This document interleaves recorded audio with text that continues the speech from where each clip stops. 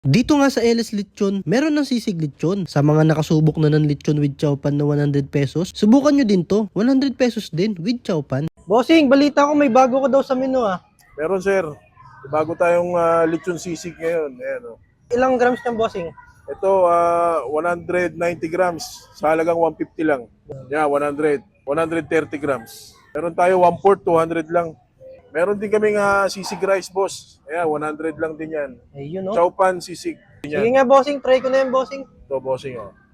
Na yung 100 pesos na sisig rice. 130 grams. Ganyan siya karami oh. Okay guys, nandito ulit tayo sa LS Lechon dahil meron siyang bago. Ito, lechon sisig. 100 pesos, meron ka ng chowpan, meron ka ng 130 grams na sisig lechon. Tapos pag gusto nyo bumili ng lechon lang, ganito karami yung 100 pesos. 130 grams. Ito yun. Kumbaga yung chowpan, libre na yan. Tapos pag gusto nyo ng 1/4, ito, ganito siya karami. 200 pesos. Yan. Tinitimbang naman yan, kaya kahit makita nyo mukhang konti sa camera or madami, tinitimbang naman yan, kaya hindi natin madadaya. Tara, kain tayo.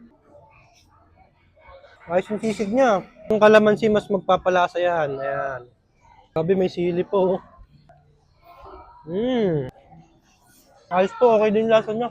Kaya sa mga nakatry na ng lechon with rice na 100 pesos, itry nyo rin tong sisig with rice niya. 100 pesos. Punta na kayo dito sa Barangay Pag-asa, Public Market. Okay, ayan o. Bossing, mga ilang kilo kaya yan? Biling ko na isang buo na yan.